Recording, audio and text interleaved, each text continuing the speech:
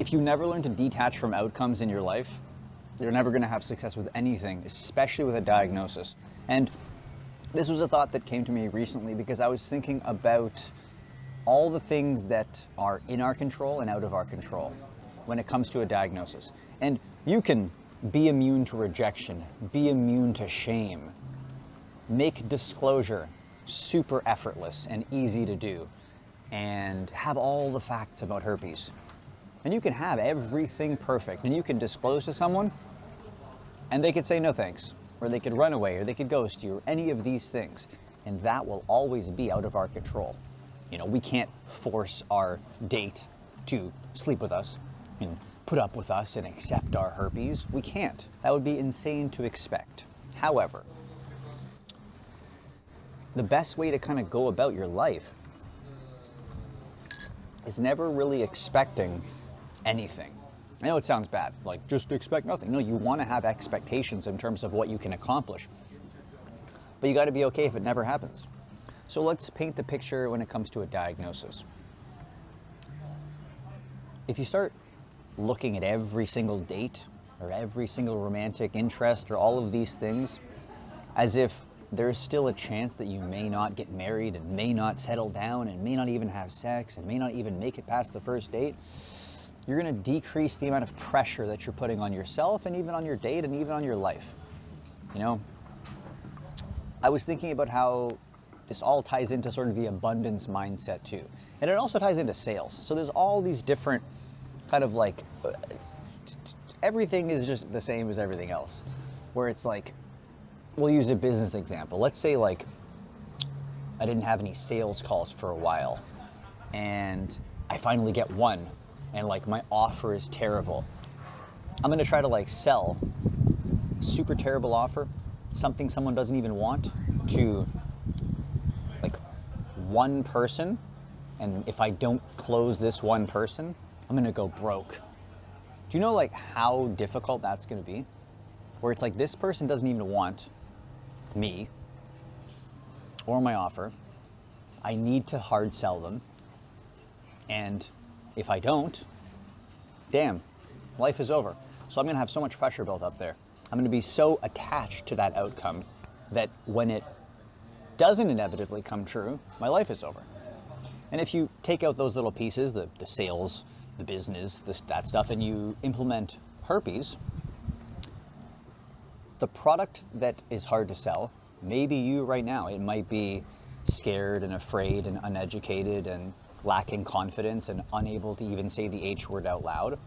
Not a very good product, but you can improve your product. We are all products, and life is basically sales. You then have maybe one date lined up, or one match on Tinder, or one opportunity to like reel someone in post-diagnosis. So you have this mediocre product this person may not want, even without herpes. And you have this one opportunity, and your disclosure is essentially the sales pitch.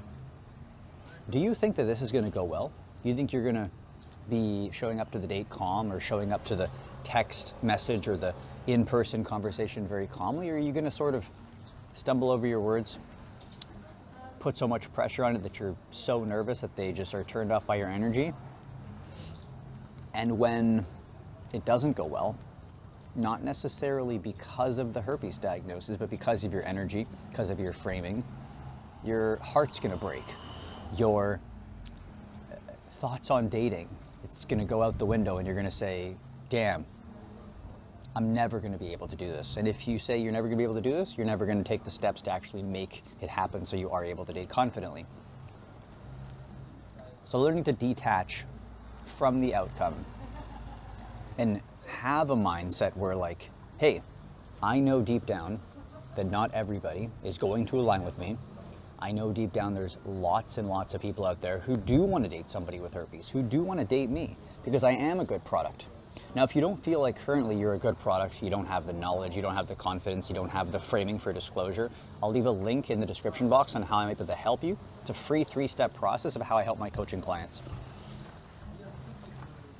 But all you really need is that one win, which is like a good reaction to know, to break that belief that people out there do still want to date you despite having herpes. And when you learn to detach, you take all the emphasis and all the pressure off of the need to make every situation perfect. And I was even thinking recently, when you do sort of, I guess, ascend or evolve into this sort of abundance level of thinking when it comes to dating with herpes, disclosure actually seems kind of fun in like a weird, maybe like counterintuitive way. You're almost curious about like, how are they going to react? What's their knowledge base? Do they even know what herpes is? And I think too, it's like when you know there's a lot of people out there that you could date, when you feel sure of yourself, you feel like you can attract a partner even before the disclosure aspect, then it's kind of like, well, let's see how they react. And the let's see how they react is only going to be fun or curious if you're no longer concerned with how they're going to react, because that's the key. I think a lot of people who struggle with their diagnosis, they say, I'm so afraid of what the person is going to say or how they're going to treat me.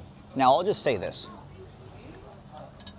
Let's say I disclose to a girl and she's turned off by it and she like treats me differently.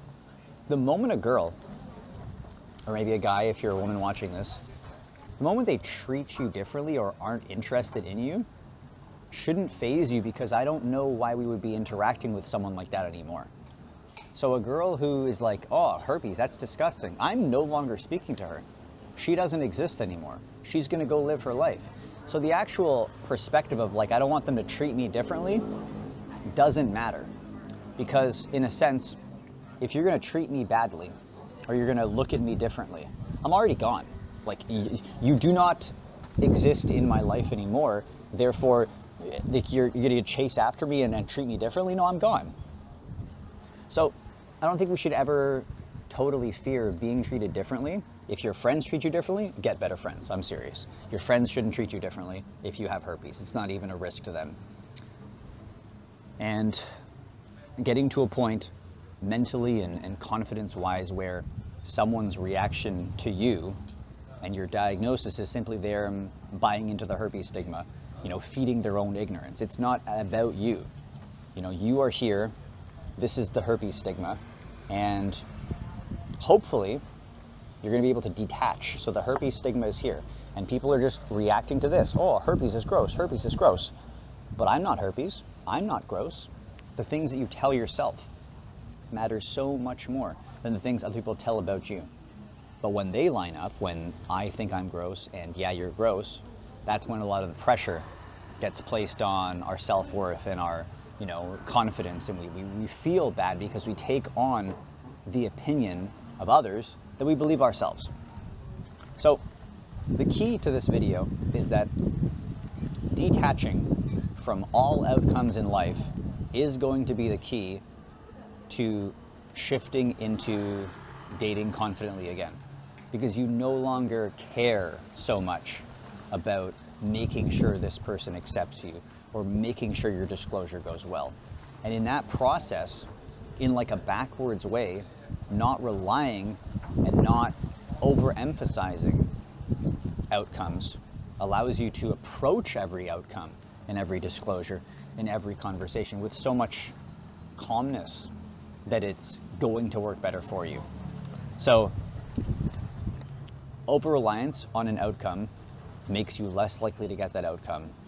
Letting go, detaching from the outcome makes the process to the outcome calmer, effortless, more comfortable for your partner to even receive a disclosure as well. One of the best ways to think about disclosure is ask yourself, how would I want to be disclosed to had I been undiagnosed previously? And making it so that your partner has a comfortable and open and honest conversation with you, instead of trying to beg for their acceptance, trying to get their approval, not accepting yourself so that you're looking to outsource it from other people. So, action step for this video. Try to detach from the outcome. Try to detach from the herpes stigma. Remember that all along, you are the product. The sales process is a date. You know, each person is its own separate buyer and seller and buyer and seller. And if you're not happy about the product, which is you, work on that first. So that when you're selling, when you're dating, when you're disclosing, you feel confident as if they're missing out on you.